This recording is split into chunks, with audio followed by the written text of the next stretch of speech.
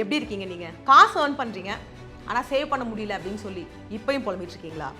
இந்த புலம்பல நான் ரொம்ப நாளா வந்து கேட்டுட்டு இருக்கேங்க. ஆனா எதனால சேமிக்க முடியலன்னு இன்னைக்கு அதை யோசிச்சிருக்கீங்களா? ஸோ இன்னைக்கு உங்களோட சனாராம் ஒரு 10 ரீசன்ஸ் இல்லைன்னா ஒரு 10 பாயிண்ட்ஸ் எப்படி வேணா வந்து சொல்லலாம் உங்களுக்காக எழுதிட்டு வந்திருக்கேன். அந்த 10 விஷயத்தை உங்ககிட்ட சொல்றேன். இதுல ஏதாவது ஒரு சில விஷயங்கள் நீங்க செஞ்சுட்டு இருக்கீங்க இல்ல செய்யாம இருக்கீங்க அப்படின்னா அதனால தான் உங்களோட வாழ்க்கையில சேமிப்பு அப்படின்றது இல்லை. அந்த 10 விஷயம் என்ன அப்படின்னு டக்குன்னு பார்த்தோம். நம்பர் 1, ஃப்ராங்கா பேசலாம். நீங்க பட்ஜெட்டே போடுறது கிடையாது. நீங்க காசு வருது, ஓகே காசு வருது அப்படின்னு சொல்லிட்டு செலவு பண்ணிடுறீங்க. பட்ஜெட் அப்படின்னா என்ன? நமக்கு தெரியும் எவ்வளோ காசு உள்ள வருது, எவ்வளோ காசு வெளியே போகுது, எங்க இருந்து வருது, எங்க இருந்து போகுது, எல்லாத்தையும் நம்ம கணக்கு கரெக்டா வச்சிருப்போம். அப்படி வச்சோம்னா அந்த பட்ஜெட்ல ஒரு பார்ட் சேவிங்ஸா இருக்கும். அதனால நாம வந்துட்டு சேவிங்ஸ் அப்படின்னு ஒரு விஷயத்த செய்வோம். ஸோ பட்ஜெட் இல்லைன்னா ஸ்டார்ட் பண்ணிடுங்க. சரி, ரெண்டாவது விஷயம் என்ன அப்படின்னு பார்த்தோம்னா, நீங்க நிறைய கடன் வாங்கியிருக்கீங்க. நிறைய கடன் வாங்குறப்ப என்ன ஆகும்? நாம அந்த கடனை திரும்ப கொடுக்கறதுல தான் நம்ம சம்பாதிக்கிற காசுலாம் செலவு பண்ண முடியுமே தவிர இது கொஞ்சம் காசை மாற்றி வைக்கலாம், சேமிக்கலாம், முதலீடு பண்ணலாம், காசை வளர்க்கலாம் அப்படின்னு எதுவுமே அது பண்ண முடியாது. ஸோ கடன் வாங்கிருந்தீங்க அப்படின்னா எவ்வளோ சீக்கிரம் அந்த கடனை அடைக்க முடியுமோ அவ்வளோ சீக்கிரம் அடைச்சிருங்க. அதுக்கப்புறம் தான் சேமிப்பு அப்படின்ற ஒரு விஷயம் வந்து உங்களோட வாழ்க்கையில் வரும். மூணாவது விஷயம், நம்ம கிட்ட 100 ரூபா தாங்க இருக்கு, ஆனால் நம்ம வாழ்க்கையை 500 ரூபா சம்பாதிக்கிற மாதிரி வாழ்றோம். அதாவது நம்ம கைக்குள்ள எவ்வளோ இருக்கோ அதுதான் நமக்கு. நம்ம அதுக்கு வெளியே போயிட்டு ஆடம்பர வாழ்க்கை வாழ்றதுனால தான் சேமிப்பு அப்படின்னு ஒரு விஷயம் இல்லை. இதனால தான் கடனும் வந்து வாங்குறோம்.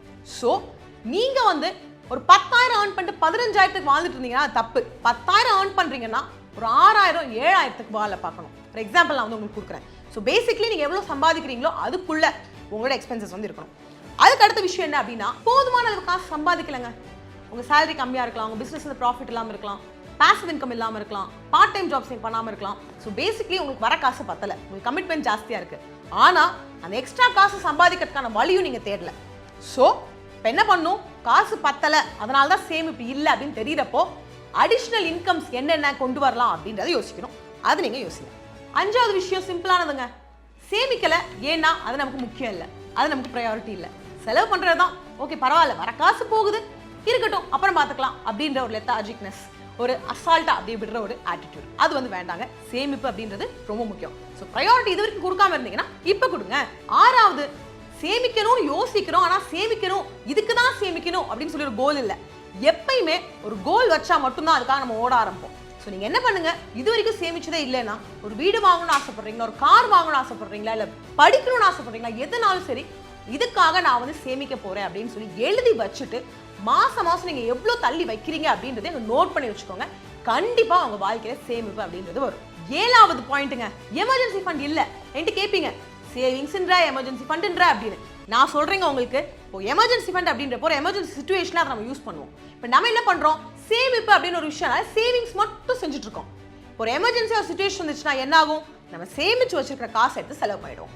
ஸோ ஒருவேளை நீங்க எமர்ஜென்சி ஃபண்ட் இது வரைக்கும் உருவாக்கல அப்படின்னா அது தனியா உருவாக்கணும் அப்படின்றத புரிஞ்சுக்கோங்க. ஏன்னா ஆத்திர அவசரத்துக்கு உதவுறதுக்கு எமர்ஜென்சி ஃபண்ட், ஆனா சேமிப்பு முதலீடு அப்படின்னு போய் நம்ம காசை பெருக்கிறதுக்கு இந்த பக்கம் சேவிங்ஸ். ஸோ இது ரெண்டும் டிஃப்ரெண்டான ஒரு விஷயம், ரெண்டுமே வந்து இருக்கணும். அதை வந்து ஞாபகம் வச்சுக்கோங்க. எட்டாவது, எக்கச்சக்க சப்ஸ்கிரிப்ஷன் எடுத்திருக்கீங்க. அது புக் சப்ஸ்கிரிப்ஷனா இருக்கலாம், ஆன்லைன்ல இருக்கலாம். இப்போ ஆன்லைன்ல அது ஒரு பிரச்சனைங்க. ஒரு படம் பார்க்கறதுக்கு எங்கேயாவது போயிட்டு நம்ம சப்ஸ்கிரைப் பண்ணிப்போம், அது ஆட்டோ டெபிட்டா இருக்கும். மாசம் ஒரு 11 ரூபா சரி, 10 ரூபா சரி, 100 ரூபா சரி, எதுனாலும் சரி நம்ம கஷ்டப்பட்டு சம்பாதிச்ச காசு நம்ம யூஸே பண்ணாத ஒரு விஷயத்துக்கு எதுக்காக போகணும்? ஸோ டக்கு உங்க ஃபோன் எடுத்து பாருங்க, என்னென்ன சப்ஸ்கிரிப்ஷன் இருக்கு, எதெல்லாம் நீங்க யூஸ் பண்ணலையோ எல்லாத்தையும் கேன்சல் பண்ணிடுங்க. ஏதாவது ஒரு சின்ன அமௌண்ட்டாவது உங்க வாழ்க்கையில சேமிப்பு அப்படின்ற ஒரு சைட்ல ஸ்டார்ட் ஆகும். 9வது, கையில காசு வருது, சரி சட்டுன்னு வெளியே போய் ஷாப் பண்ணலாம் அப்படின்னு நீங்க வந்து யோசிச்சுட்டே இருப்பீங்க. நீங்க வந்து ஒரு இம்பல்சிவ் ஷாப்பருங்க. யோசிக்காம எனக்கு ஒரு ஷூ வேணும், இப்பயே வேணும், நான் வாங்கினேன், முடிஞ்சிருச்சு, என் கையில 1000 ரூபா தான் இருக்கு, ஆனா 600 ரூபாய்க்கு நான் ஷூ வாங்க வேணா, எங்கெங்க சேமிக்க முடியும்? கண்டிப்பா முடியாதுல்ல. ஸோ நீங்க இந்த மாதிரி ஷாப் பண்ணீங்க, நீங்க ஷாப் பண்ணாதீங்க நான் சொல்ல மாட்டேன். ஒரு ட்ரெஸ், ஷூ, பேண்ட் வாங்கணும்னு ஆசைப்படுறீங்களா?